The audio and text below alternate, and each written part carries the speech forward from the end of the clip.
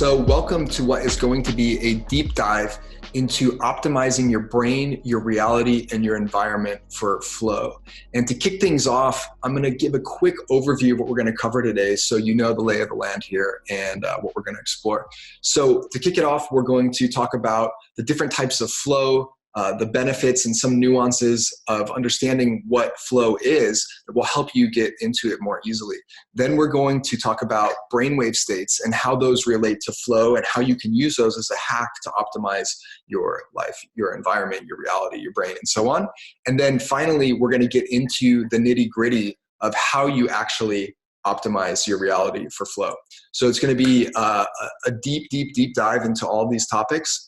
And it's going to give you a lot of practical tools and things you can start doing and a lot of different insights and mindsets that you can take on that will help you start to access more flow throughout your day-to-day life.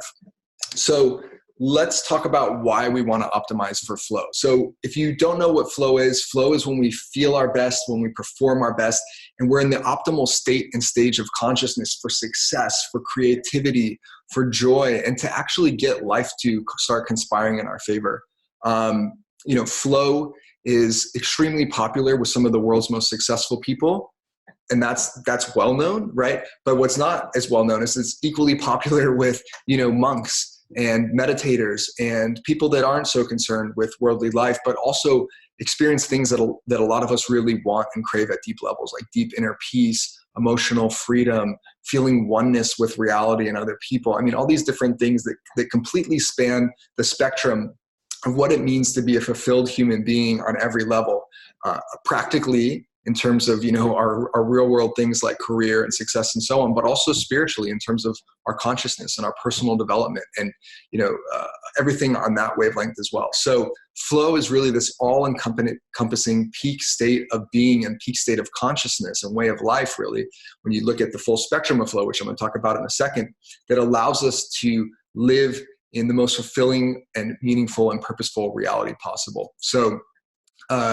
hopefully that's something that you want. If you're paying attention, if you're watching this video, then I'm assuming that's something that you're interested in. And so let's break down the different types of flow and how you can start applying it in your life. So to really understand flow, you have to understand the two different types of flow. So there's flow states on one end and flow consciousness on the other end.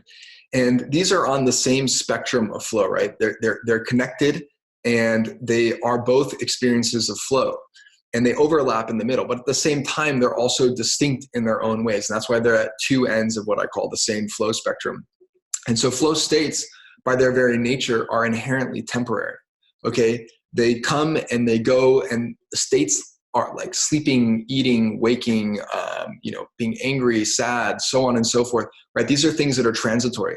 They happen for a little while and then they shift into something else. So flow states are really amazing, but by their very nature, they're inherently temporary and they're inherently fleeting, right? Nevertheless, when you're in a flow state, you oftentimes experience, huge increases in creativity and intuition, huge increases in productivity, in performance, right? A lot of the studies around flow states have shown that there's sometimes up to 2, 3, 4, and even 500% increase in experiencing these things that I just mentioned here, right? So they're hugely valuable. And, when people are performing at their best, whether they're artists or CEOs or athletes, or even, just somebody working at a normal day-to-day job as an accountant or whatever, when they're in a flow state, their work performance, their work quality is going to go up exponentially. So flow states are really valuable for entering into these peak states of consciousness beyond the day-to-day mundane. When we're in a flow state in a more spiritual sense, this is something that we might access in a really deep state of meditation, right? Somewhere we might go after 30, 40 minutes of meditation when we enter into this whole new reality of bliss and transcendental consciousness. We can, project our consciousness across space and time and experience phenomenon that seem impossible when we're not in that state. So flow states are this pretty wide spectrum of experience, but they're inherently temporary by their very nature. Now, on the other end of the spectrum, we've got flow consciousness. And flow consciousness is not so much about flow states. It's more about experiencing flow all the time. And this is more akin to the Taoist concept of Wu Wei, right? Or effortless action, or, aspects of Zen philosophy. It's also much more than that too, but just to give you kind of an idea, living in flow consciousness where life conspires in your favor at all times. It's the path of least resistance and highest success and fulfillment in life. And so it's much more of a stage of psychospiritual development. It's a way of living versus a state of peak performance where you're just trying to get into this state for whatever benefit that brings. This is about taking the state and trying to stretch it out as long as we possibly can. And you do that with flow consciousness, less so by optimizing your environment per se, although there are aspects of flow consciousness where you would want to optimize your environment in different areas of your life. But it's much more about internal optimization, right? How do we shift our internal perception? How do we access innate qualities and skills? How do we change how we're perceiving and acting in external reality to lock us into flow? And so what we're going to be talking about today is kind of somewhere in the middle between the two. I think this talk is going to be a little bit more biased towards flow states, although it will dip into flow consciousness a bit. It's going to be somewhere in the middle, and it's going to offer some timeless keys and some insight for flow in general. So whether you want to live in flow consciousness, flow states, or you want to live in both, what you're going to hear about today is going to be really helpful. And one final note on flow consciousness, the benefits of flow consciousness are a little bit different than the benefits of flow state. So they're similar in some ways. You definitely get, the peak performance boost from time to time, and those flow states tend to happen much more often when you're in flow consciousness, but flow consciousness has different benefits. Flow consciousness, some of the benefits are lasting states of inner peace, lasting states of emotional freedom, exponential growth and success, right? Heightened fortuitousness, right? Which is a way of thinking about, or way of saying life is conspiring in your favor, okay? These are similar to the benefits from flow states, but they're also different and unique and are more meaningful when you're thinking about flow extending over time, right? Heightened productivity is great when you're working, but what about when you're having a deep conversation with somebody and you're not engaged in some kind of work or performance or output-oriented tasks? Like what about when you're walking through nature? What about when you're just going about your day-to-day life? Like, are you in a state of constant mental chatter and stress? Or are you able to take that flow state transcendental awareness and bring it into your everyday experience and infuse that into every moment and then reap the benefits of operating in that state of consciousness all the time, right? So there's a lot of benefits to being in flow states, a lot of benefits to being in flow consciousness. Ideally, we want to do both as much as possible, but it's important to understand the differences so that you don't think that if you're only able to achieve a flow state sometimes that you're not able to be in flow consciousness, or if you're in flow consciousness at certain times, you're not able to be in flow states. They both are synergistic. And when you understand how both work and are able to master the elements of both, then you get this really beautiful peak flow experience that allows you to have the incredible experience of flow all of the time and have those peak valleys when you hit a great flow state. Okay, so now that you understand a little bit about the different types of flow, it's important to understand how brainwave states play into flow, particularly flow states, but flow consciousness as well, and understand how our external reality, our environment, and different lifestyle habits that we have can affect our brainwave state, and by extension, flow. Because basically, when you're in flow, you are in specific brainwave states. Okay, and I'll talk about the different brainwave states that we can enter into in a second here. But basically, the important thing to remember is that when you're in flow, you are in a special brainwave state, okay? And so by extension, when you're in a special brainwave state, you're in flow. So if we start to optimize our reality and our lifestyle habits to be in certain brainwave states, then we end up in flow. Right? So it's a little bit roundabout way of thinking about it. Like a lot of times people say, well, okay, I want to be in flow, so how do I live in flow? And it's like, well, you can go about it that way and you totally should. But it's also important to think about how you can optimize your reality for these brainwave states as well, because then that's also going to contribute to you being in flow, right? So as far as flow is concerned, there are 5 key brainwave states that we want to pay attention to, okay? And they are gamma, beta, alpha, theta, and delta. And pretty much all human experience can be mapped to these 5 brainwave states. And certain brainwave states that I just mentioned, right, about 3 of these are really important for flow, and the ones that we want to start optimizing our reality for. Particularly, those are gamma, theta, and alpha. I'll talk more about that in a minute. But just to give a quick overview of brainwave states, at any given moment, your brain is in one of these brainwave states. Whether you're sleeping and in delta, or you're waking and in beta, or you're in some kind of flow state and in theta, alpha, or gamma, or some combination of those three, your brain is in one or more of these states at the same time, okay? And so what we want to start doing is optimizing for gamma, alpha, and theta. And before we get into that, I'll just break down a little bit about each one of the brainwave states so you kind of understand how they operate. So gamma waves are the highest frequency brainwave state. There's actually more that are higher, further beyond gamma, epsilon, and so on. But for all intents and purposes, those are not really well understood yet, and we don't know exactly how they correlate to flow or brainwave states, although it looks like there is some correlation. But nevertheless, gamma, for all intents and purposes, is the highest frequency brainwave state that we typically experience and that we really understand, from a neuroscience perspective. And gamma is often seen in monks and advanced meditators and people that have spent a long time in deep spiritual or contemplative practice. They typically display a lot of gamma activity, especially when they're in their spiritual practice. And gamma is associated with transcendental consciousness, creativity, insight, heightened awareness, right? These things that you might associate with someone who's meditating all the time. That's pretty good correlation to what gamma is like. Okay, the next highest frequency brainwave state, so this is lower in frequency than gamma, is beta. Okay, now beta is basically what you would term waking consciousness. Okay, so when you're just out and about, or maybe you're at your job and whatever you're doing, right, you're in beta consciousness. Most people, when they're walking down the street, are in beta consciousness. Most people, when they're awake, are in some level of beta consciousness. And beta also covers things like stress and rational thought and anxiety and all these different experiences that we have emotionally that are either associated with just day-to-day life or maybe even being stressed out. This is typically the domain of beta. Okay, so in more metaphysical terms or more psychological terms, you might associate beta with your conscious mind, right? So any activity that's going on in your conscious mind, your day-to-day stream of thoughts and so on, is typically correlated to beta, the beta brainwave state, okay? And if you're really caught up in the hustle and grind, which is basically the polar opposite of being in flow, typically you're in high beta. So beta is actually not really associated with a high degree of flow. It can show up sometimes when people are in flow for various reasons, because we might still be engaging aspects of our conscious mind. So being in beta doesn't always mean that you're stressed out.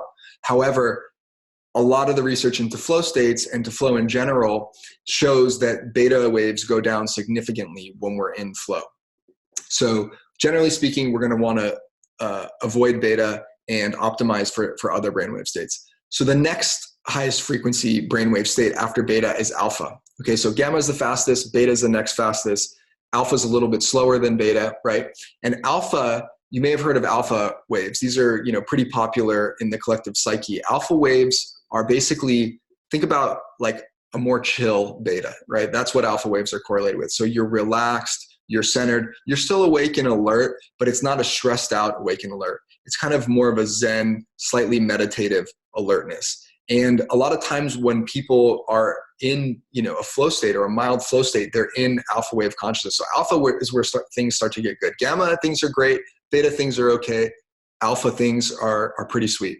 And so alpha is a great place to be in for flow as well, but there's an even better place to be in for flow, which is the alpha theta border. And so let's talk about theta a little bit. So theta is basically the domain of deep intuitive awareness, psychic capacity, also creativity, insight, and intuition, oneness, consciousness, inspiration. And theta is slower brainwave cycle than alpha, okay? And so theta, you can think of it like it's a slowing down of our consciousness. So oftentimes we'll naturally be in theta when we're coming out of deep sleep or entering into deep sleep or in a state of deep relaxation. So theta is this kind of more, even deeper meditative awareness than alpha or gamma. Gamma, our brain is actually like operating at a really high frequency. So, think of it like kinetically, like there's a lot of movement in our brain. So gamma is a more active state, whereas theta is a much more relaxed deep state. And that correlates to the decrease in the frequency of the brainwave cycles that are associated with theta. So theta is typically in the range of about 4 to 8 hertz, right? Or 4 to 8 cycles per second. So much, much slower than alpha, which is, 8 or 9 to about 12, and then beta, which is 13 to about, depends on who you ask, 13 to about 18, and then gamma is higher, much higher than that. So you can see the numbers go up because the brain's activated and it's moving at a much more kinetic and faster pace neurologically. So below theta is the last brainwave state we'll talk about, is delta. And delta is basically deep sleep for all intents and purposes. It's relaxation to the point where your conscious mind is completely shut off and you're in the domain of unconsciousness or subconsciousness. And delta is associated with deep sleep, obviously, because that's the only time we typically experience it. It's possible to actually experience it while you're waking in deep meditative states. It is possible, but the stronger delta gets and the more all-encompassing it becomes and taking over all the different regions of your brain, the more likely you are to be unconscious and in deep sleep. And delta is associated with self-transcendence, right? Because our perception of self lives in the conscious mind. And when we go into delta, we're basically shutting down our conscious mind. So delta is like self-transcendence, deep relaxation, and other things along that wavelength, right? When we go into anesthesia, often in surgery, we're in deep delta. Okay, so that's the spectrum from deep unconsciousness to like peak consciousness and transcendental consciousness with gamma. Now, for all intents and purposes, delta is not a really practical state to be in your day-to-day life. It's possible, like I said, to be in like the theta delta border, right?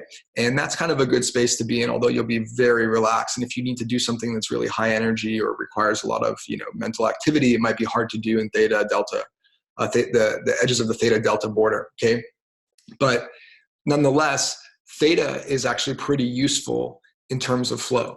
And so is alpha, and so is gamma, right? When we're in really deep theta, like typically it can be hard to operate in normal waking consciousness, but at the same time, when we're in the higher levels of theta, right, we're at the higher end of the spectrum of theta, and we're basically at the alpha theta border, which means that we're kind of riding that wavelength between the alpha theta border. This is actually the ideal space to be in flow of all types.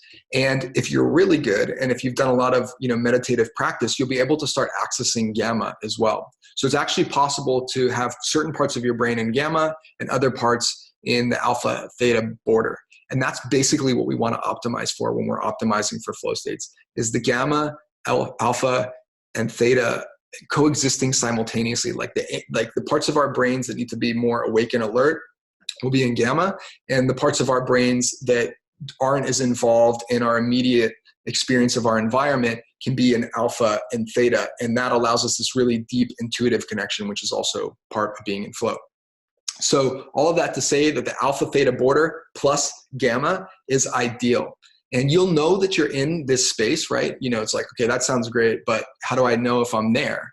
And if I don't have, an EEG or some kind of machine to measure my brain waves or some kind of Aura ring or biometrics device, how do I know I'm in that space? Well, you're in these states if you feel in the zone, okay? If you feel super inspired, if you feel extremely creative, if you feel ecstatic, if you feel super zen, if you feel deeply, a deep sense of inner peace, if you feel super centered and joyful, if you feel blissful, right? When you're feeling deep resonance and connection with somebody, if you're feeling oneness, all of these are signs that you're in some level of theta, alpha, or gamma. Okay, so the more of those qualities you're experiencing, the deeper you are in any of these brainwave states. And it's not super important to be like, well, I'm in gamma now, or I'm in theta, alpha now. It's not really super important. As long as you're kind of in that general space of consciousness, then you are tapping into some degree of these brainwave states and by extension flow. Okay. So now that you understand that, we can start to get into how do we actually optimize for flow. Okay. And I'm going to use a framework that I call the sensory map for accessing flow. And the reason that I'm going to use senses as a framing for the different ways we can access flow is because our consciousness, right? Basically, senses are the input-output stream of our consciousness, right? Whatever you conceive of as your mind or your consciousness, it interacts with reality through the senses, through our sensory data, right? Our taste, our touch, our vision, our sight, sound, and so on, our six senses as well, right? So these are basically how our consciousness or our mind receives data from the external environment. And if you're going to be optimizing your environment and your reality for flow, you need to know how to optimize for each of these different senses so that you can have the proper experience of consciousness. Because even flow states and flow consciousness are both states of being, they're states of consciousness. So we want to optimize the sensory input into our body for flow. And we do that by focusing on the senses and dialing everything in for the senses. And in terms of flow consciousness, this is a little side note, but in terms of flow consciousness in particular, we want to optimize the consciousness itself. So flow consciousness is much more of the inner domain, like I said, of flow. And when we optimize our brain and our consciousness itself, then that affects how we experience our external reality as well. So that's a bit paradoxical, and flow is a bit of a paradox in some level. So we need to be able to ride that and also understand how to optimize the internal and external environment. So I'm going to kick it off talking about the senses, and the senses really have to do more with the external environment. And then at the end, we'll get into some of the things you can do to optimize your internal environment, your flow consciousness for more flow. All right, so let's kick off how to actually start optimizing your reality for flow with the auditory sense, okay? Now, the important thing to understand with the auditory sense as it relates to brainwave states and flow is that there's two different types of sound, essentially, in a general sense, right? Is that there are man-made sounds and then there are natural sounds, okay? And it's an important distinction because man-made sounds affect the brain differently than natural sounds. And so natural sounds are essentially any sound that nature creates, right? That's not created by man. And man-made sounds are sounds that are obviously created by humans. Now, not all sounds created by humans are bad or counter flow, okay? And not all sounds created by nature are pro-flow. But I would say that 90% plus of the sounds created by nature are pro-flow and pro-flow brainwave states. And 90% of the sounds created by man are anti-flow or anti-flow brainwave states, okay? And you can experience this for yourself by listening to the difference in sound quality between, for example, the sound of a car engine and the sound of being in the middle of a forest, right? And there's been research that's actually shown that nature sounds prime your brain into an alpha wave and even a theta state, okay? So literally, nature is tuned, the sounds of nature are tuned such that they produce alpha and theta waves in particular in the consciousness of animals and humans and plants to some degree, okay? So makes sense, right? Nature is the ultimate example of flow, and therefore the things that are created by nature tend to put us in flow. And if you were to look at the brainwave states of indigenous peoples who are living in raw nature in much deeper communion with the environment, you would see if you hook them up to an EEG that they're largely in the alpha theta spectrum and maybe even gamma as well. Now, on the other side of the spectrum, you have modern day humans in some kind of Western civilization that are living in a city. And if you, at any point in the day, if they weren't regular meditators or something like that, if you just hooked an EEG up to their brain, I can pretty much guarantee you they'd be in beta, because the sounds that are generated in a city are predominantly man-made and they're not tuned to actually keep us in the brainwave states that support flow. So let me break that down a little bit more so you can understand what I'm saying. So basically, a car engine, for example, okay, produces what in musical terms is called disharmonic sounds, right? If you study music theory, you understand that there are harmonic and disharmonic sounds, and there's harmonic tones and disharmonic tones, right? And so harmonic tones are called harmonic because they produce a feeling of harmony, like in the ear of the listener, and even in our felt experience to some degree. Okay, and disharmonic tones, when they're played, or disharmonic chords, for example, will cause us to feel out of harmony. They produce a feeling of being out of harmony or out of kilter to some extent. And so when songs seem really sad, typically they are in more of a disharmonic tone or key than songs that sound really pleasant and, soothing. Those are in much more of a harmonic key than the disharmonic music, right? So the same thing applies to all sounds. When you're in nature, the composition of all of the different sounds of nature, the rustling of the leaves, the chirping of the animals, actually produces a harmony that therefore creates alpha wave, theta wave, gamma wave states in the human brain. Whereas the disharmony of all the sounds that are man-made creates beta wave experience in the human brain. And this is because when engineers are creating different machines, they're not optimizing it to put you in a specific brainwave state. They're optimizing the machine to do whatever they want that machine to do, and that's it. This is a big problem with how we currently operate as a culture, is that we're so singularly focused on one thing that we ignore other things that are really important. So basically, all these engines are being designed to run cars efficiently. But what they neglect is that humans are in the cars, and that we are, outside when cars are driving by, and the noise that the cars generate is ricocheting all over our cities and our environment. And because those engines are not tuned to produce harmonic sounds, what's happening is that it's creating psychological stress and stress in our nervous system that causes us to slip out of beta wave state, because it's disharmonic, and beta wave is the most disharmonic brainwave state. There's a saying in homeopathy, like treats like, and at the same time, like creates like, right? So if there's a disharmonic sound in the car, it's going to produce a disharmonic state in our consciousness.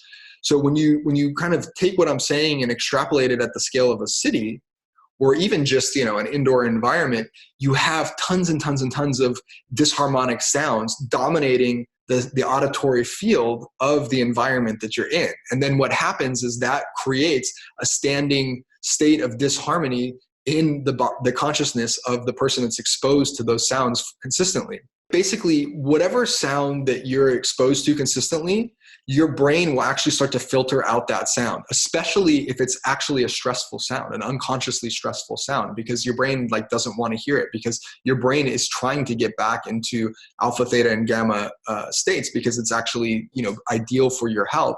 And so your brain's going to try and lower the volume on that. So what happens is when you're living in a city for an extended period of time, you actually start to tune out the sounds. And anybody who's lived in a city knows this. And anybody who's lived in a city and has gone out to the environment, to the nature for a few days, like deep nature where there's almost no man-made sounds for a few days, and comes back is like, oh my God, it's so freaking crazy and loud in the city. And you take it for granted when you're living there, because your brain basically gets Stockholm syndrome to the sounds and adjusts itself to that environment, and tries to create homeostasis in that chaotic environment.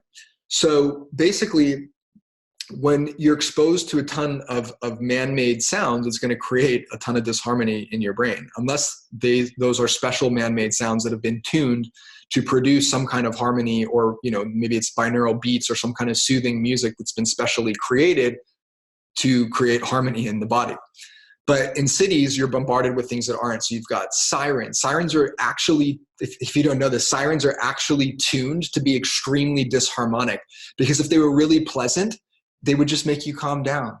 And then you'd be like, oh, that's really pleasant. I wonder what that is. I mean, literally, they've done studies that show this. So they tune horns to be out of tune and in disharmonic tunes, because it's very jarring. When you hear a horn, it startles you, because it's not a natural sound like you would ever hear in nature.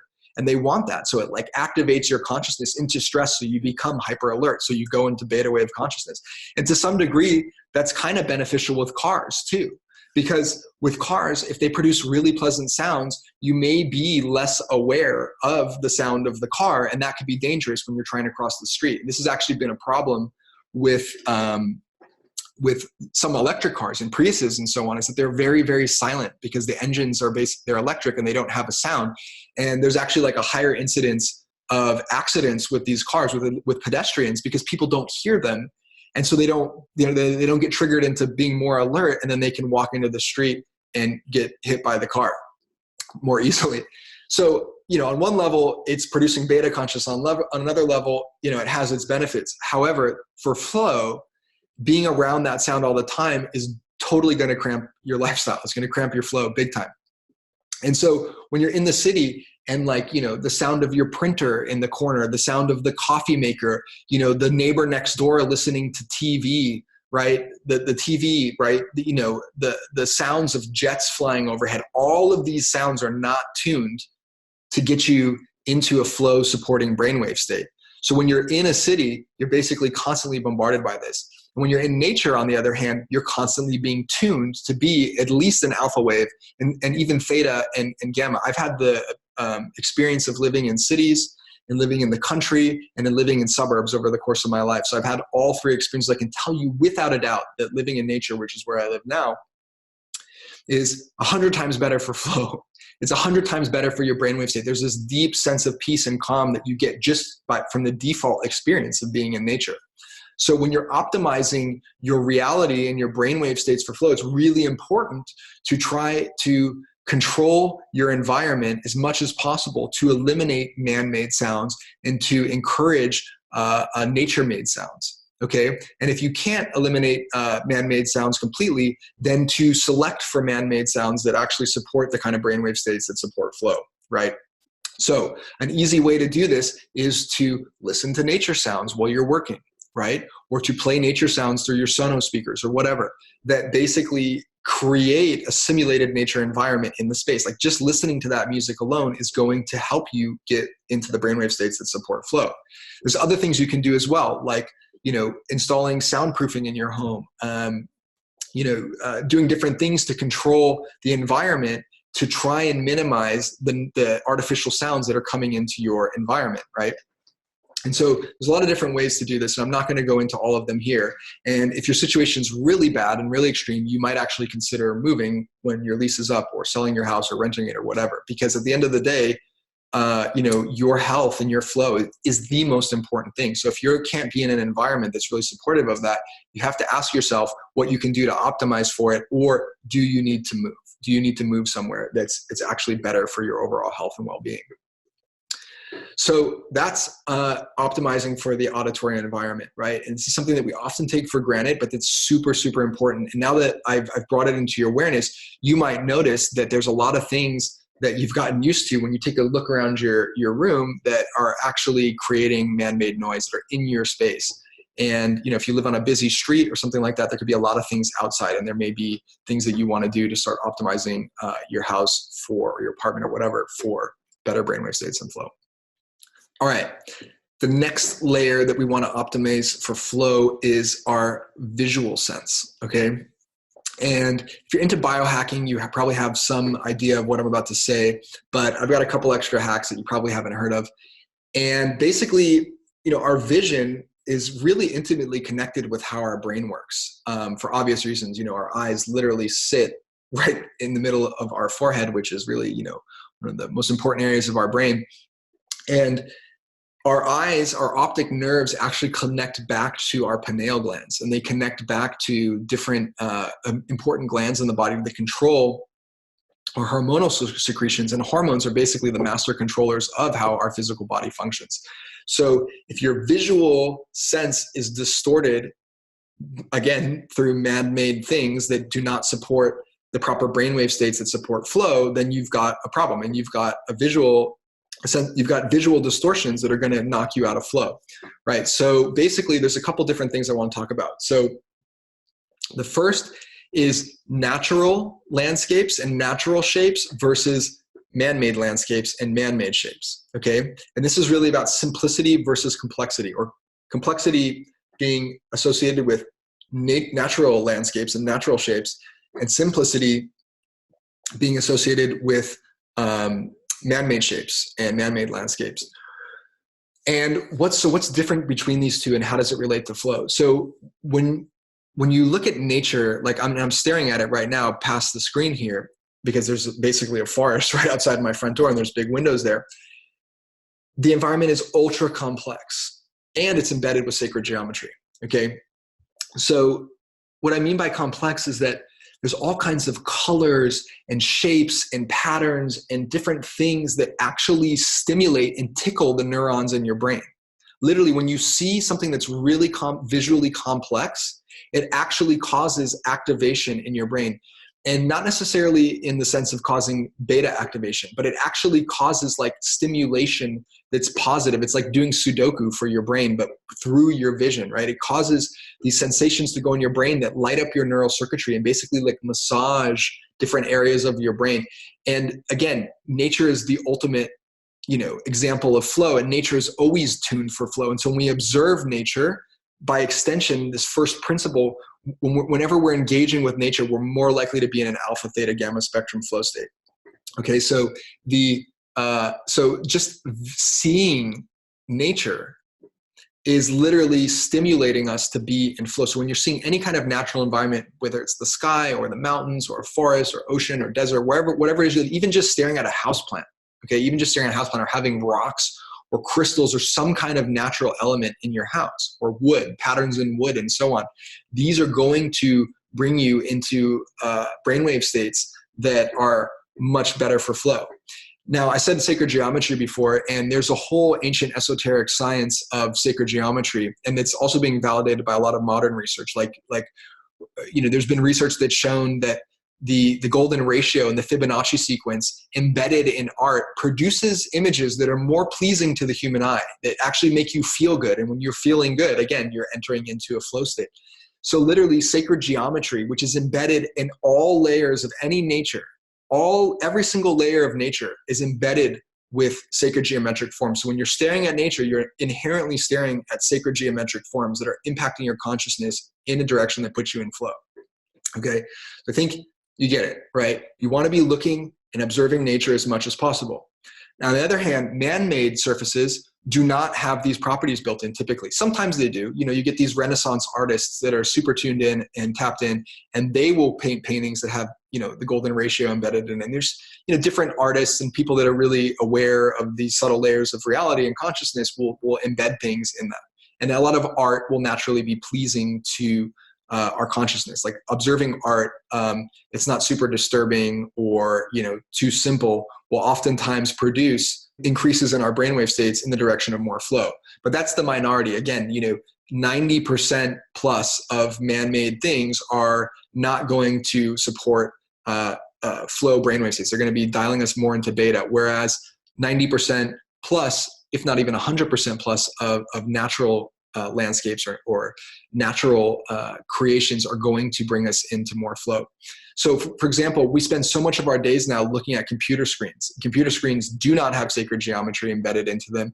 And they also have artificial light that's in the blue light spectrum. And this is kind of bleeding into the next thing here, that basically send overstimulating photons into our retinas and therefore into our brains that have been shown through a ton of research to produce all kinds of negative effects on our hormones and our consciousness, right? So man-made things are not typically they don't typically contain complexity. They don't typically contain sacred geometry. And a lot of times they have artificial light that creates stress in our brains and in our eyes and in the different glands in our body, and it has all kinds of imbalancing effect on our hormones and our endocrine system, right? So just in terms of raw complexity and simplicity, nature versus synthetic, like when we observe things that are man-made, they're too simple. They don't stimulate our brain. Our brain goes, okay, that's a white blank wall. There's nothing there. It's just white, blank, one color. It's boring. So when we're in man-made environments like cities, where there's a lot of consistency of color, like all the skyscrapers kind of look the same. They're all the same shape, right? A lot of them are gray. A lot of them are white or they're brown. When you're inside a room, right, and it's not really well decorated, even if it's well decorated, but especially when it's not well decorated, right, it's super boring. It's the same repeating pattern on the wallpaper, if there's even a pattern at all. It's the same drab color.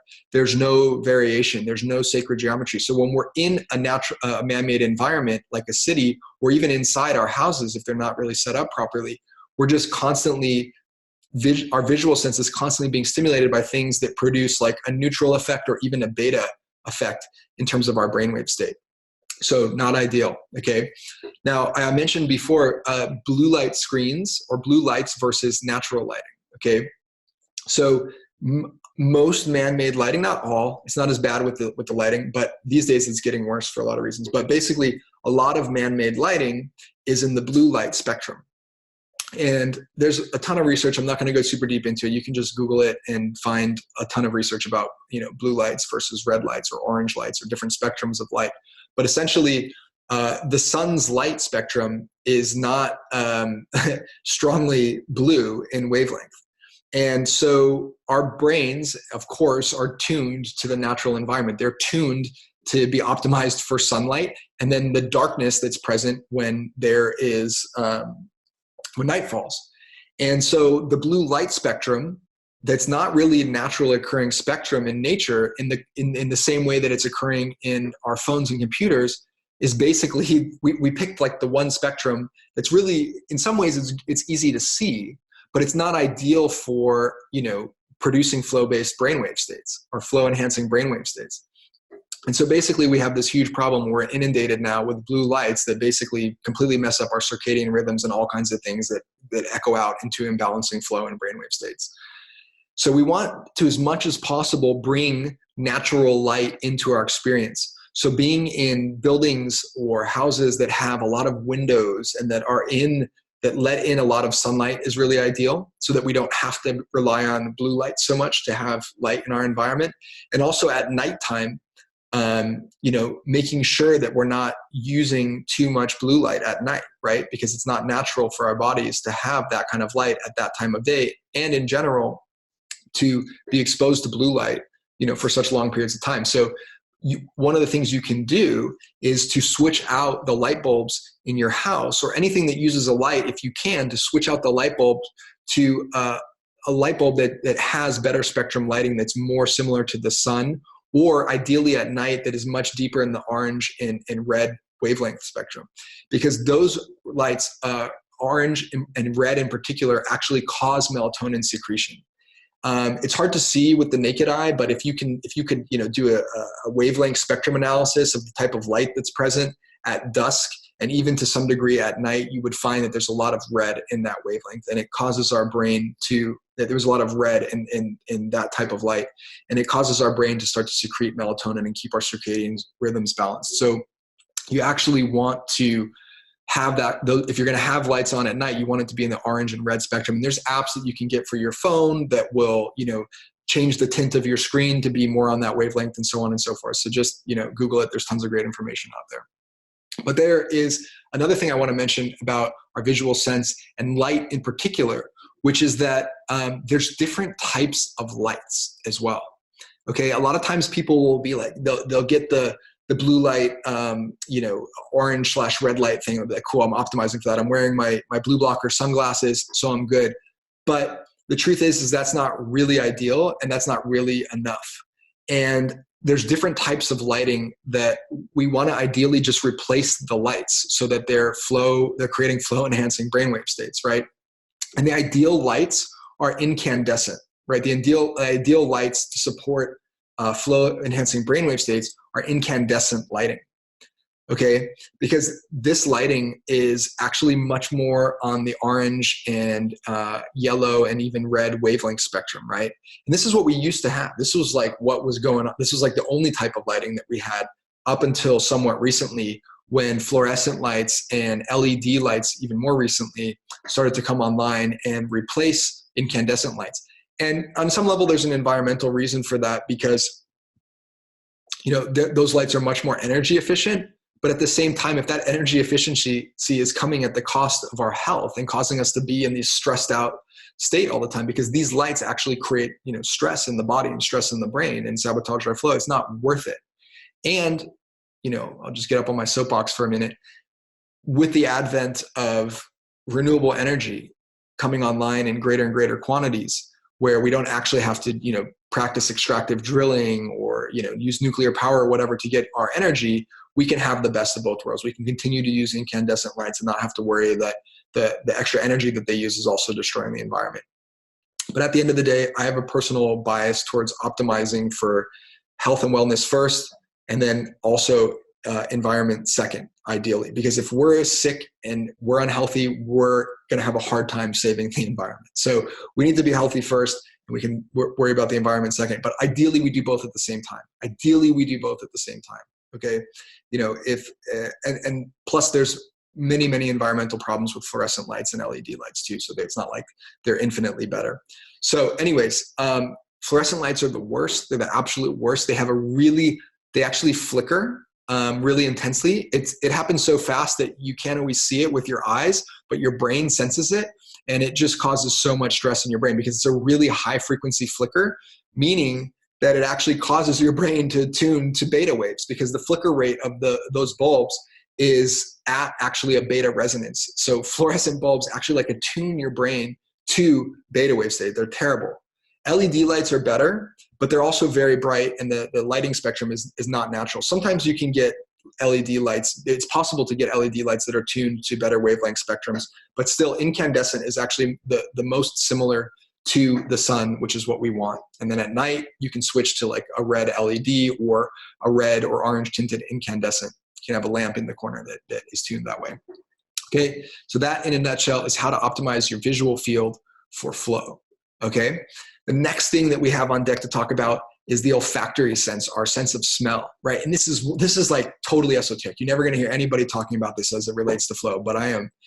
And it's actually hugely, hugely important, because our sense of smell, what we're smelling at any given moment, is either natural or synthetic. And even there are some natural smells that you want to avoid for various reasons. Like I would not recommend taking a deep breath of a natural tar seep somewhere, because there are toxic smells in the natural environment. Nevertheless, the vast majority, again, of natural smells are going to be health enhancing for the human body. And the vast majority of synthetic or human-made smells are going to be really, really bad for the human body. In fact, human-made scents, or essentially volatile organic compounds, are horrific for your health. They're horrific for your consciousness. They're horrific for your brain. They're horrific for flow. They're really, really bad.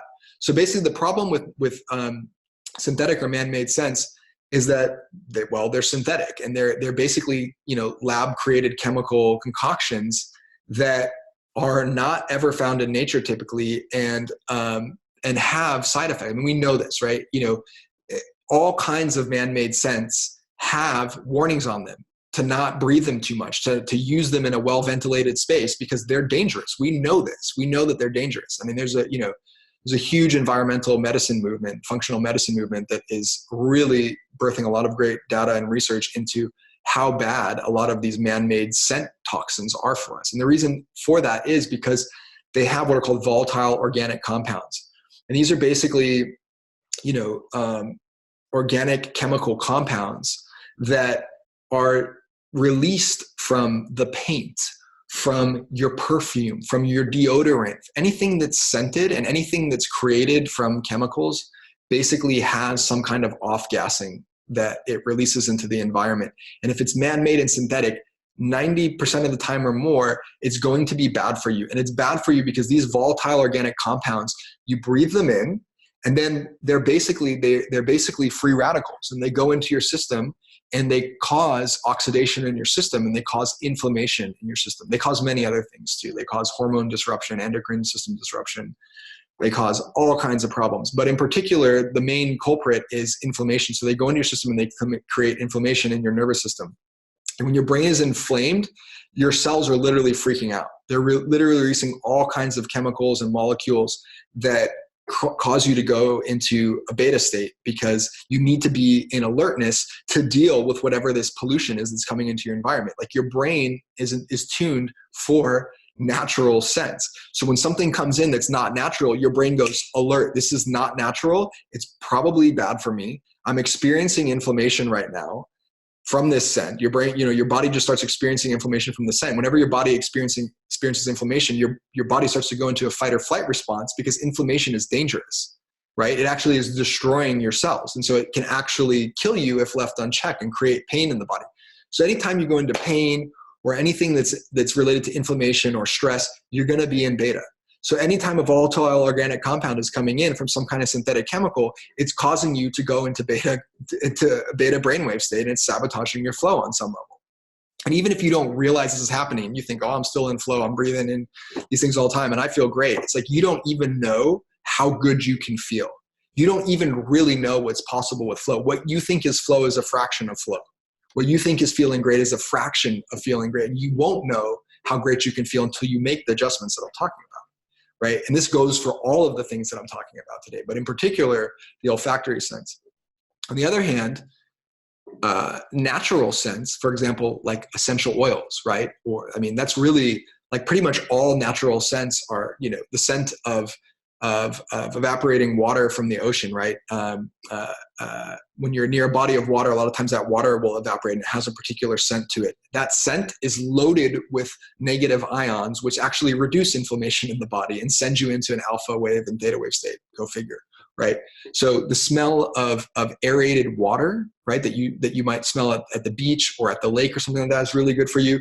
And otherwise, what else are you smelling potentially? You're smelling dirt. Again, dirt and soil is loaded with beneficial microbacteria that is super good for your microbiome. There's been a lot of studies that show like being in nature and breathing in dirt, you know, dirt is loaded with bacteria, like really what are called soil-based organisms, which are really healthy for your gut microbiome. So when you're breathing in dirt, even a little bit, I mean, obviously you don't want to go to town with it. It can be bad if you're breathing in mouthfuls of dirt in some kind of, you know, sandstorm or something like that. You don't want that. But I mean, for all intents and purposes, what you'd experience in a normal setting 98% of the time, that level of dirt inhalation is actually really good for your body and your microbiome. Okay, what else are you smelling in nature? Flowers. You're smelling flowers in natural sense, maybe fruit if you're next to a fruit tree, right? Most of the smells that you're going to have in nature are going to be really beneficial for your body.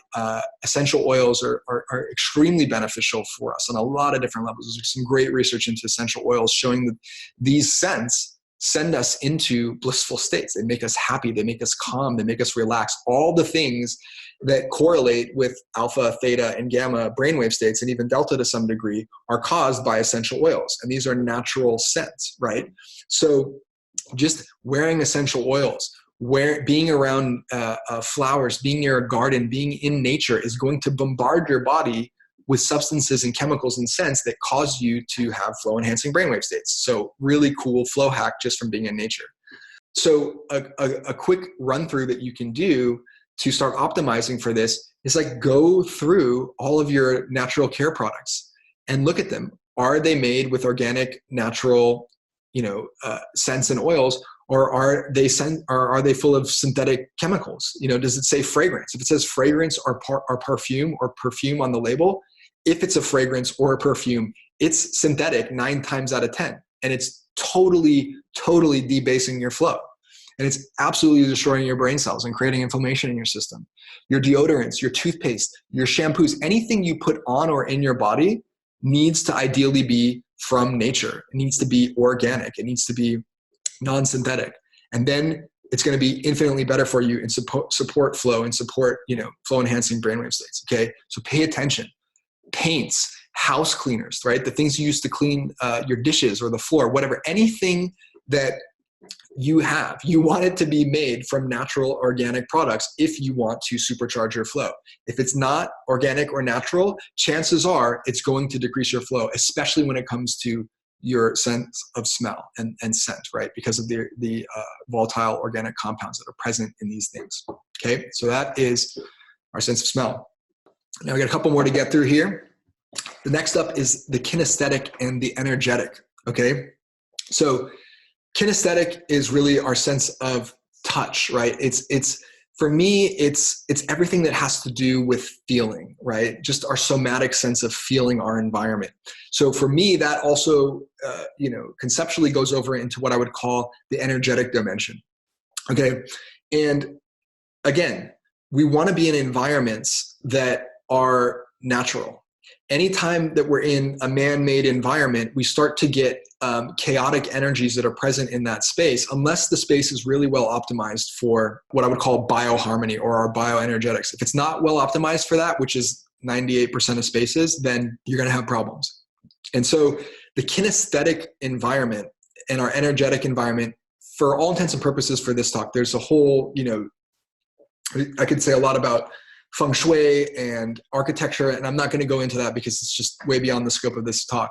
But for all intents and purposes, what I'm talking about when I'm talking about the kinesthetic and energetic environment is really man-made electric fields, electromagnetic radiation, and EMFs, right?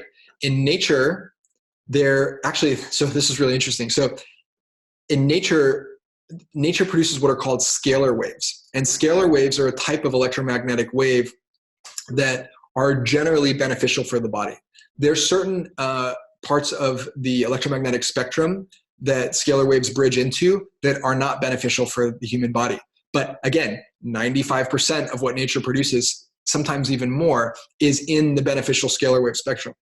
On the other hand, 95% or more of man-made electromagnetic radiation is not in the beneficial end of the spectrum. And there's a lot of great research into this if you want to dive into this. But basically, when especially in the modern day and age where almost all buildings in the world have electricity, and almost all spaces and buildings in the world either have a cell phone present in them or a modem or some kind of Wi-Fi that's present in them, you're going to have problems, because basically none of these devices are tuned to be in the beneficial range of the spectrum. It's kind of like the engines that we were talking about, the sounds from the engines that I was talking about at the beginning. They're not tuned. When they're built, they're not thinking, okay, let's make these also sound pleasant for humans. They're just saying, like, okay, we need to make the most efficient engine possible. Well, the same thing is happening with electromagnetic radiation. They're saying, okay, what produces the strongest Wi-Fi signal? That's what we want to do. But they're not taking into account, oh, that might also create, severely disruptive electromagnetic frequencies that interact and interfere with how the human body is supposed to properly function, right? So now we're surrounded, we're in a field of cell phones and Wi-Fi routers and all these different things that are basically producing frequencies that are not optimized for the human body or really life in general. And so we're now sitting in a kinesthetic space, in a kinesthetic energetic environment that is not optimized for flow, and it's not optimized for our, the ideal brainwave states.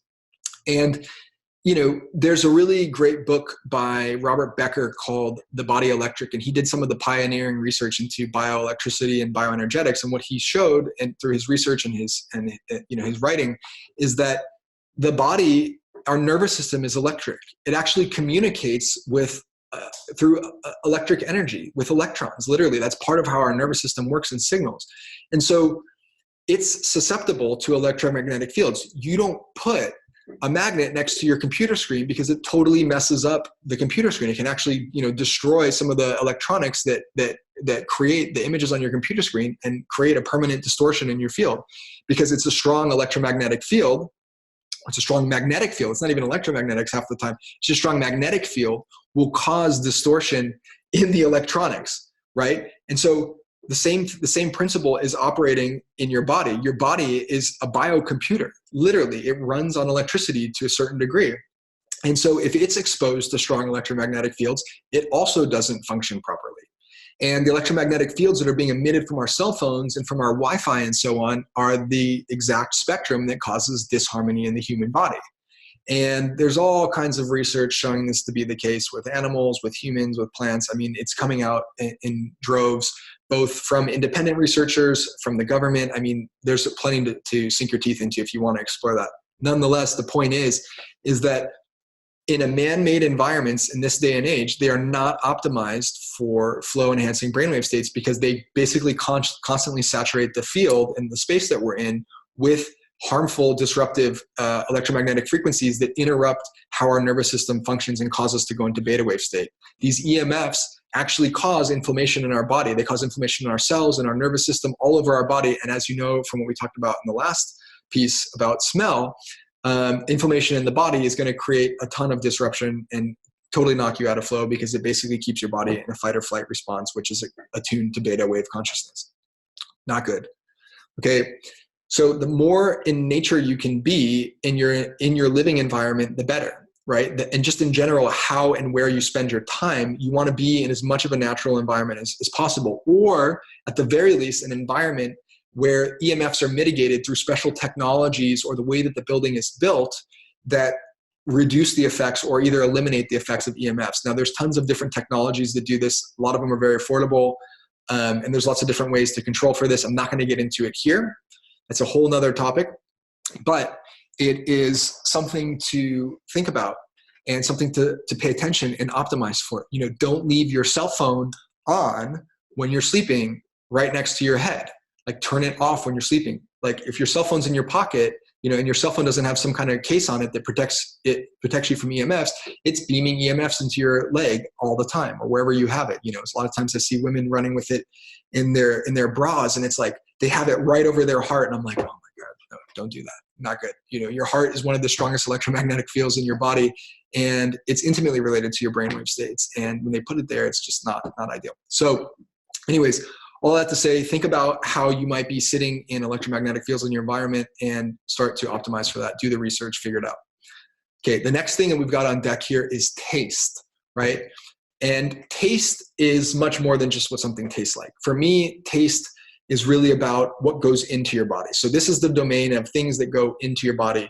To some degree, what goes on your skin, and that relates to olfactory and kinesthetic to some degree. But, you know, 60% of what you put on your skin goes in through your pores into your bloodstream. So on some level, you're tasting whatever you put on your body as well. So taste, in my mind, encompasses that. So taste for me is anything that goes into the body, right? Anything that gets put onto or goes into the body is encompassed by taste. And this is an extremely deep area. There's a lot of different things to cover, and really covering the full spectrum of what's possible, and talking about, you know, optimizing our brainwave states with taste and what we're putting into our body. This encompasses diet, nutrition, supplementation. There's special supplements that can knock you into special brainwave states. You know, this encompasses, you know, psychedelics to some degree. I mean, this is a huge field. So it is way more than I can go into here. And so I'm not going to do an exhaustive survey.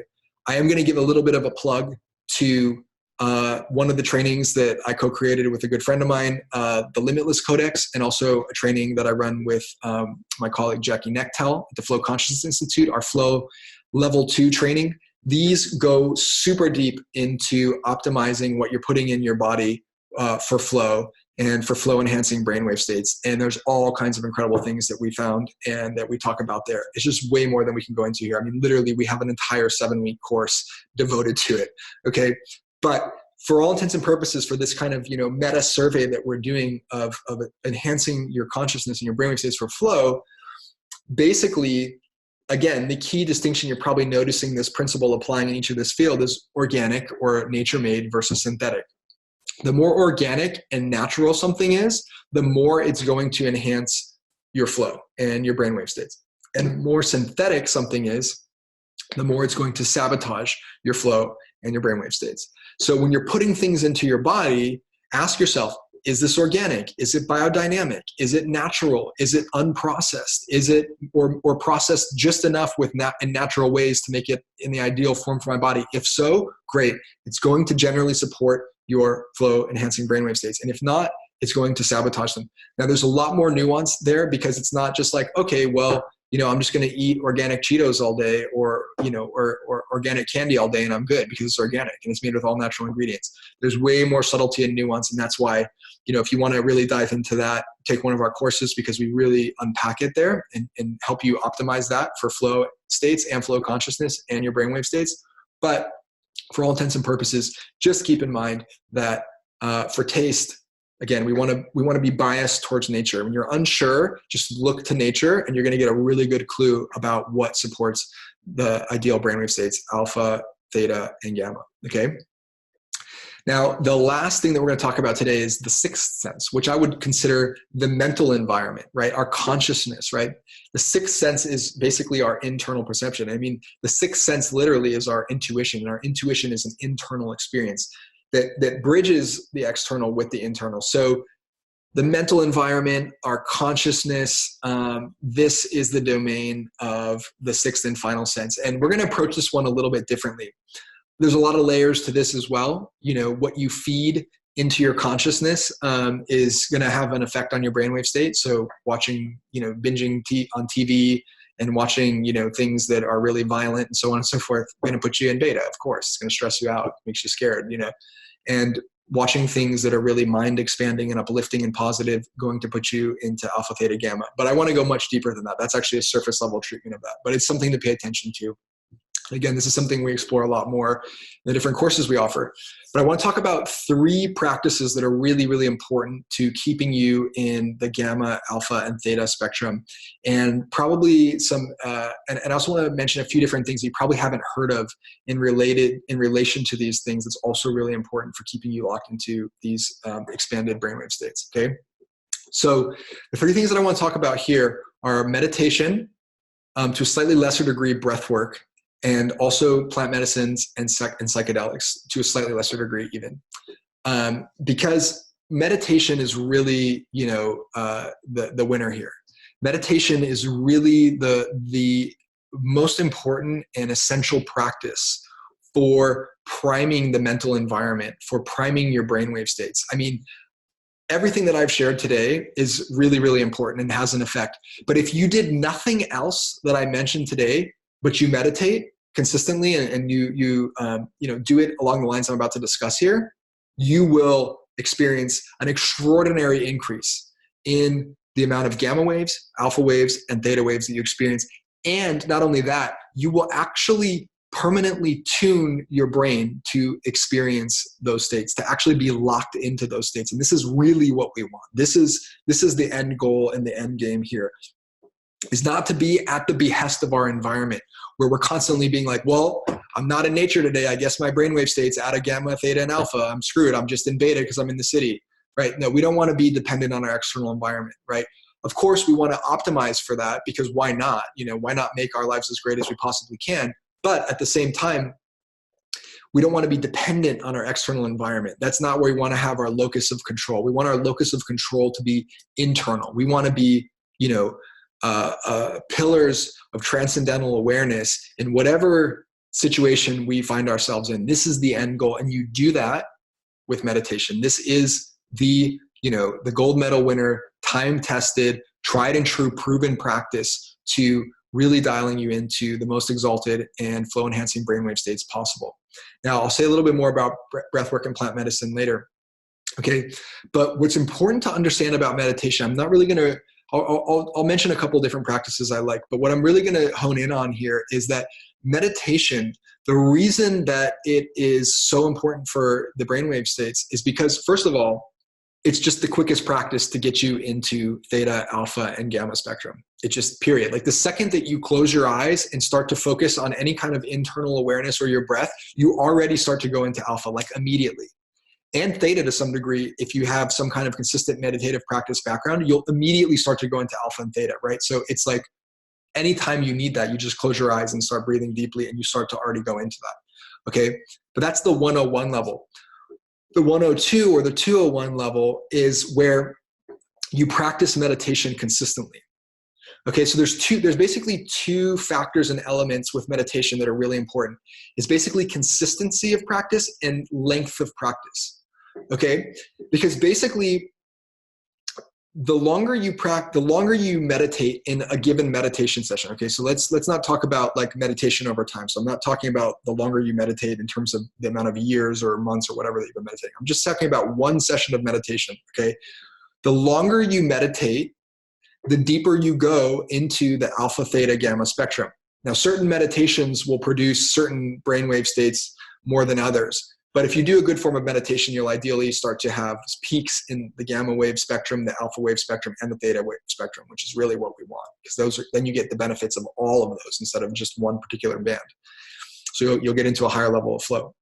So the longer you meditate, as long as you have good practice and good form, and you're not just, your mind's not just racing all the time. If your mind's racing all the time, you're not actually meditating. You're just thinking rapidly with your eyes closed, okay? But when you're actually meditating, the longer you meditate, the more potent your theta, alpha, and gamma wave spectrum is typically. The greater the peak in the alpha, theta, and gamma wave brainwave spectrums, okay? Which means the deeper in flow that you go. And the longer that you spend, the length of time you are in a state causes corresponding changes in the neural networks of the brain. Okay, there's a saying by, it's called the Hebbian principle in neuroscience, which is basically that neurons that fire together wire together, right? So basically, the longer you stay in a meditative state, and hence the longer you stay in theta, alpha, or gamma brainwave state, the more deeply your neurology, the neural networks in your brain change in such a way that that state actually gets locked in, right? And so there's been a lot of research that's been done into what are called advanced meditators, right? These are like, Buddhist monks that have meditated for hours a day, every day for 20 years. They're basically in permanent gamma, alpha, theta. Like they're permanently in transcendental consciousness, like because they've meditated so long that basically the neurons that are firing when they're in those brainwave states have been firing so consistently for so long that they wire together, and the entire structure of the brain changes such that it gets locked into those brainwave states, right? And this has been observed genetically. It's been observed in the neural networks of the brain. It's been observed by just hooking them up to an EEG to measure their brainwave states so this can be observed. I mean, it happens. It's a fact, okay? Now, I talked about consistency, and I also talked about the length of time you practice in a given session. So there's basically what I call the rate of decay of the brainwave state post-meditation. So the longer you spend meditating, the longer it takes for you to return to beta consciousness, right? To the beta brainwave state. So basically, if you spend, and this is getting a little bit heady now, but I would say there's a ratio of about like 1:30 to 1:50 on average, okay? Meaning that for every minute of meditation you do, you get 30 minutes of persistence, or a 30x length of persistence of the brainwave state that you enter into per unit of time of meditation, right? So let me give you another example. Like, let's say that you meditate for 1 hour and you get into a beautiful, alpha theta state. Then for 30 hours, that alpha theta state is going to persist for 30 hours approximately. And over time, it will slowly start to decay until you return back to whatever, your resting brainwave state is, based on how your consciousness is tuned, based on the environments that you've been exposed to in your lifestyle habits over your entire life, right? If you're a monk meditating every day, well, your baseline is going to be alpha theta. So it doesn't matter as much if you're meditating in that moment or not. Okay. But if you've grown up in a city and you've just started meditating and you've basically been attuned to beta wave enhancing frequencies your entire life and in beta wave enhancing environments your entire life, if you meditate for an hour, you go into alpha theta wave spectrum, it'll last for about 30 hours and then you'll start to come back down. And if you don't keep meditating consistently, eventually you'll return back to beta wave consciousness. And then that's where you will rest, because that's what your brain is wired to at its default. And 1 hour of meditation once is not necessarily going to make substantial changes to your brain that are permanent. There may be some little level of permanency there, but it's not going to be the same as meditating an hour a day for a month or even a week or a year or many, many years, okay? So another interesting thing is that the longer you meditate, the higher that ratio goes, right? So if you meditate, for example, for an hour, the persistence of the brainwave states might be 30 hours. But if you meditate for 2 hours, the persistence of the brainwave state isn't 30 hours, now it's 60 hours, right? If you meditate for 3 hours, now it's 100 hours. It's actually an exponential increase. Like the longer you're meditating, there's an exponential increase in the time that the positive brainwave state is going to persist after you finish meditating, okay? And I've experienced this. I've been meditating almost every day for 16 years now. And so I've experienced this. I've had conversations with other meditators. This is a trickier thing to track because it requires people to wear sophisticated, brainwave instrumentation over time. But I've noticed it in myself, and it's undeniable for any, experienced meditator that this happens. So the longer you meditate in one session, and the better the quality of that meditation is, those two factors cause an exponential increase of the amount of time that positive brainwave state persists over time. Okay. And so that's really cool. Okay. And so that's just from one session.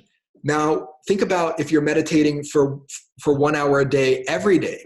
So if you meditate for 1 hour a day and the decay rate of that brainwave state is 30 hours, then that means that every 24 hours, which is 6 hours less than the decay of that brainwave state, you're basically resetting that clock every single time. So what happens is when you meditate every single day, over time, you're constantly resetting that clock. So instead of going like this, where you're like at beta and then you pop up into alpha, gamma, theta, and then you pop back down into beta because you stop meditating. Now every day you're meditating. So you go up into the positive brainwave, and before you have a chance to go back down, you meditate again. And then you go back up, and then you meditate again, and you go back up, and then you meditate again, and you go back up. And what happens is, because you're constantly in some level of alpha, gamma, theta spectrum over a consistent period of time, then your brain starts to really rewire itself. Because again, those neurons are firing constantly every single day now, because you're meditating every single day. They're constantly firing together. And that starts to cause there to be enough time where they're in that state where, you know, your brains and your cells are constantly regenerating themselves, okay, that they actually when they regenerate themselves, they actually regenerate themselves into new configurations. The epigenetic switches that are activated, the positive epigenetic switches that are activated when you meditate, are activated through the cell replication life cycle, such that the new cells that are born are programmed to be in and support that brainwave state more than they were previously. So basically, the takeaway from all this, I know it's a little bit heady, is that the more consistently you meditate over time, and the longer you meditate for each individual meditation session, the more deeply you wire yourself to be in permanent flow-enhancing brainwave states, okay? So basically, you want to meditate as long as possible, as often as possible. And the more you do that, the more deeply you will wire in a baseline level of theta, alpha, and gamma. And people often ask us how to, activate their intuition and do these things that are really, bordering on the level of like superhuman capacity. And it's like, well, one of the core things to do is to practice meditation, a good form of meditation, every single day, or as often as possible, because that's going to support you long-term in developing a really powerful intuition, because intuition is strongly associated with alpha, theta, and gamma wave brainwave states. So if you're constantly in those brainwave states, then your intuition is going to be constantly better, and intuition is a key access point for flow.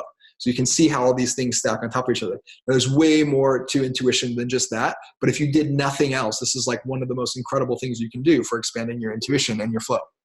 Okay, so let's talk about breath work for a second. Breath work also can get you into these different brainwave states that are flow enhancing really easily as well. Okay, but the thing about breath work is that it's not always good to be doing a lot of breath work for extended periods of time every day, especially if it's some of the more intense form of breath work. Like, there can be problems with that. There are dangers and risks to doing different types of breath work over time. More gentle forms of breath work, what you would call pranayama in Hindu philosophy or in yogic philosophy, is usually fine. But again, it's more active breath work typically. Breath work is typically more active, meaning that you have to be more aware of what you're doing. And so it tends to lend itself more to beta wave. It's like anytime that you have to really be super aware, super conscious of what you're doing, there's typically part of your consciousness that's going to err towards alpha waves and beta waves in particular. And so breath work is not quite as ideal as meditation. Plus, good meditation will naturally have like a strong breath work component, but a really mellow form where it doesn't require you to have like that hypervigilance of your conscious mind. And so breath work is not as ideal. But let's say you've only got 3 minutes and you're trying to figure out whether meditation is better or breath work is better. If you have a really short amount of time, then sometimes breath work can be better because it's more intense and it's more mind altering typically. And so it has a higher chance of throwing you into one of these exalted brainwave states that we're looking for flow. Okay. So breathwork can be useful in that capacity. And in general, it's a great supportive practice to meditation, but meditation is definitely the superstar. Okay. And the next thing I'm going to talk about though is plant medicine and psychedelics. And on one level, I recommend these, but I do not recommend them for the sole purpose of getting into flow enhancing brainwave states. They will do that. However, in my opinion, that's the wrong reason to do them, because you're going to get way more than you bargained for if you're using plant medicine or psychedelics just for the brainwave effects. Okay, they offer way more than that, and that's part and parcel for using these plants and medicines. You cannot escape the fact that you're going to be potentially confronted with things that you may not be ready to be confronted with, or you're going to be sent into altered states of awareness that may not be safe to be in, when you're just operating your normal everyday life, and also can be, really disorienting and unpleasant if you're not prepared for that. Now, that's not to say that that's part and parcel for the course of plant medicines or psychedelics, that they're always going to take you into an uncomfortable place. A lot of times they don't do that. But the point is that we're talking about things here that are really ideal for like practical everyday use. However, there is something to be said about how plant medicine and psychedelics in general affect the brain. There's been a lot of brain research, like fMRI research and EEG research into the brains of people who take psychedelics even once, and especially those that take them often. And there are noticeable and important and significant changes in the structure of the brain that create neural networks that are supportive of flow in general, and especially the theta, alpha, gamma, and delta spectrum, which is really the juicy brainwaves that we want here, right? So there's been research that shows that people that use these plant medicines over time have similar brain structures to advanced meditators, and definitely when they're on the medicine, but especially if they've used it over time as well. That a lot of the different formations that occur between the neural networks in the brain and the neurons in the brain will produce higher levels of alpha, gamma, and theta brainwave states, and will attune you to be in those over time. They're such extreme experiences. Plant medicine and psychedelics, unless you're microdosing, are such extreme experiences. They cause the brain to go into a highly neuroplastic state. And so they cause the brain to go into a highly neuroplastic state, which means that it becomes very jelly-like and easily imprintable. And they also cause you to go into alpha, theta, and gamma wave brainwave states at the same time.